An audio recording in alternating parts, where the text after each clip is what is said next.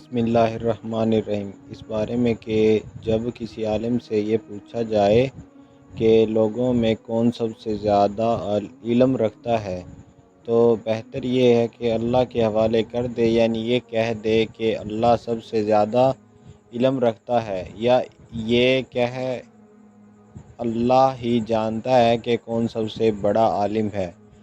صحیح بخاری حدیث نمبر 122 فصل علم کا بیان۔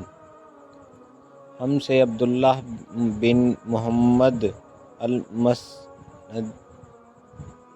نے بیان کیا، ان سے سفیان نے، ان سے عمرو نے، انہیں سعید بن جبیر رضی اللہ تعالیٰ عنہ نے خبر دی۔ وہ کہتے ہیں کہ میں نے ابن عباس رضی اللہ تعالیٰ عنہ سے کہا کہ نوح بکالی کا یہ خیال ہے کہ موسیٰ علیہ السلام جو خضر کے پاس گئے تھے وہ موسیٰ بنی اسرائیل والے نہیں تھے بلکہ دوسرے موسیٰ تھے۔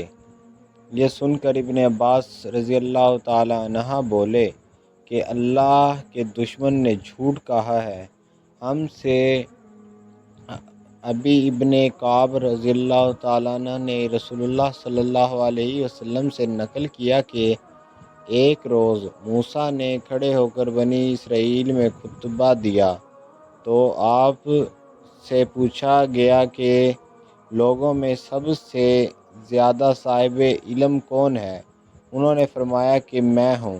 اس وجہ سے اللہ کا غصہ ان پر ہوا کہ انہوں نے علم کو اللہ کے حوالے کیوں نہ کر دیا۔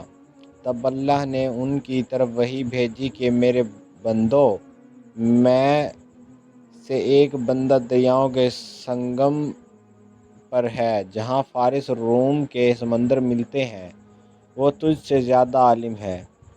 موسیٰ علیہ السلام نے کہا، اے پروردگار، میری ان سے ملاقات کیسے ہو؟ حکم ہوا کہ ایک مچھلی زنبیل میں رکھ لو، جہاں تم اس مچھلی کو گم کر دو گے تو وہ بندہ تمہیں وہیں ملے گا۔ تب موسیٰ علیہ السلام چلے اور ساتھ اپنے خادم یوشع بن نون کو لے لیا اور ان سے زنبیل میں مچھلی رکھ لی۔ جب ایک پتھر کے پاس پہنچے، دونوں اپنے سر اس پر رکھ کر سو گئے اور مچھلی زنبیل سے نکل کر دریا میں اپنی راہ بناتی چلی گئی، اور یہ بات موسیٰ علیہ السلام اور ان کے ساتھی کے لیے بے حد تعجب کی تھی۔ پھر دونوں باقی رات اور دن میں جتنا وقت باقی تھا چلتے رہے۔ جب صبح ہوئی، موسیٰ علیہ السلام نے ایک خادم سے کہا، ہمارا ناشتہ لاؤ۔ اس سفر میں ہم نے کافی تکلیف اٹھائی اور موسیٰ علیہ السلام بالکل نہیں تھکے تھے، مگر جب اس جگہ سے آگے نکل گئے جہاں تک انہیں جانے کا حکم ملا تھا، تب ان کے خادم نے کہا، کیا آپ نے دیکھا تھا کہ جب ہم صخرہ کے پاس ٹھہرے تھے تو میں مچھلی کا ذکر بھول گیا؟ بقول بعض صخرہ کے نیچے آب حیات تھا، وہ اس مچھلی پر پڑا اور وہ زندہ ہو کر بقدرت الہی دریا میں چل دی۔ یہ سن کر موسیٰ علیہ السلام بولے کہ یہ ہی وہ جگہ ہے جس کی ہمیں تلاش تھی، تو وہ پچھلے پاؤں واپس ہو گئے۔ جب پتھر تک پہنچے تو دیکھا کہ ایک شخص کپڑا اوڑھے ہوئے موجود ہے۔ موسیٰ علیہ السلام نے انہیں سلام کیا۔ خضر علیہ السلام نے کہا کہ تمہاری سرزمین میں سلام کہاں؟ پھر موسیٰ علیہ السلام نے کہا کہ میں موسیٰ علیہ السلام ہوں۔ خضر بولے کہ بنی اسرائیل کے موسیٰ؟ انہوں نے جواب دیا کہ ہاں۔ پھر کہا، کیا میں آپ کے ساتھ چل سکتا ہوں تاکہ آپ مجھے ہدایت کی وہ باتیں بتلائیں جو اللہ نے خاص آپ ہی کو سکھائی ہیں؟ خضر علیہ السلام بولے کہ تم میرے ساتھ صبر نہیں کر سکو گے۔ اس سے موسیٰ، مجھے اللہ نے ایسا علم دیا ہے جسے تم نہیں جانتے، اور تم کو جو علم دیا ہے اسے میں نہیں جانتا۔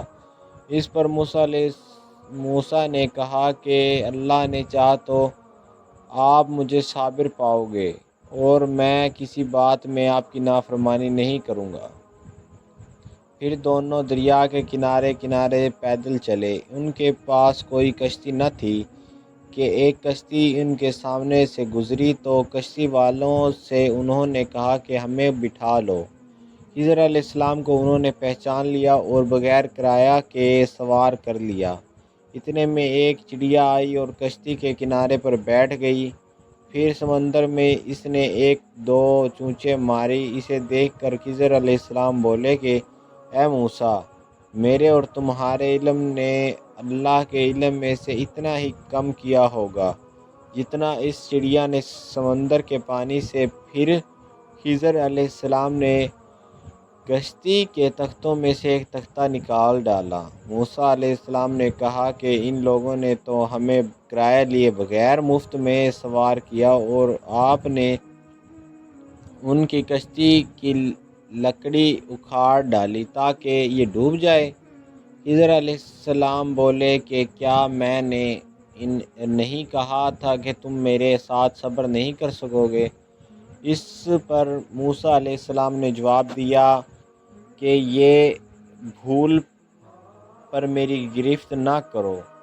موسیٰ علیہ السلام نے بھول کر یہ پہلا اعتراض کیا تھا۔ پھر دونوں چلے۔ کشتی سے اتر کر ایک لڑکا بچوں کے ساتھ کھیل رہا تھا۔ خضر علیہ السلام نے اوپر سے اس کا سر پکڑ کر ہاتھ سے اسے الگ کر دیا۔ موسیٰ علیہ السلام بول پڑے کہ آپ نے ایک بے گناہ بچے کو بغیر کسی جانی حق کے مار ڈالا، غضب ہو گیا۔ خضر علیہ السلام بولے کہ میں نے تم سے نہیں کہا تھا کہ تم میرے ساتھ صبر نہیں کر سکو گے؟ ابن عیینہ کہتے ہیں کہ اس کلام میں پہلے سے زیادہ تاکید ہے، کیونکہ پہلے کلام میں لفظ لک نہیں کہا تھا، اس میں لک زائد کیا، اس سے تاکید ظاہر ہے۔ پھر دونوں چلتے رہے حتیٰ کہ ایک گاؤں والوں کے پاس آئے۔ ان سے کھانا لینا چاہا، انہوں نے کھانا کھلانے سے انکار کر دیا۔ انہوں نے وہیں دیکھا کہ ایک دیوار اسی گاؤں میں گرنے کے قریب تھی۔ خضر علیہ السلام نے اپنے ہاتھ کے اشارے سے اسے سیدھا کر دیا۔ موسیٰ بول اٹھے کہ اگر آپ چاہتے تو گاؤں والوں سے اس کام کی مزدوری لے سکتے تھے۔